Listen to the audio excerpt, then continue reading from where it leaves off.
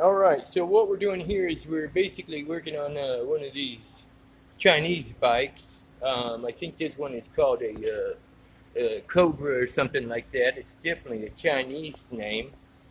We're working on it for Wyatt Harrington. I wonder if he's related to Wyatt Earp. But anyway, so I've checked the Zypher nuts and the blinker fluid, and everything seems to be filled up just fine and everything. When rebuilding a motor, the most important thing you want to do is at the end, you don't want to have extra parts. If you have extra parts when you're done, something has definitely went wrong.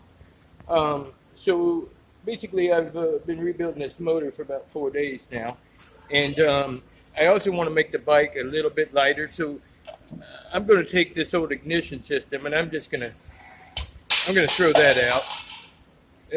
As well as this carburetor. It looks definitely like some Chinese stuff to me, and we're going to see if we can't just bypass the carburetor and just use a regular fuel line. So let's get rid of that too. So, you know, as we do this, we're getting less and less parts, and basically that's the goal of the whole thing, is to, once you tore it down, get rid of all the parts. So let's go ahead and get rid of that, and let's get rid of that too. This is definitely ground wired. It's probably important for something, but it's kind of long, and the bike's kind of small. So let's get rid of that too. And I have no idea what this is or where it came from or anything. So if you don't know what it is, you don't need it.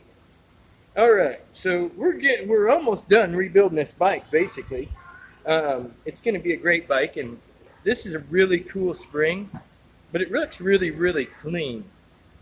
And most of this other stuff on here is dirty, so it doesn't really look like it belongs to this particular bike. So let's get rid of that too. So now we're just down to just a few nuts and bolts and clamps and everything. So just give me a minute, and we'll see if we can't just finish this thing up.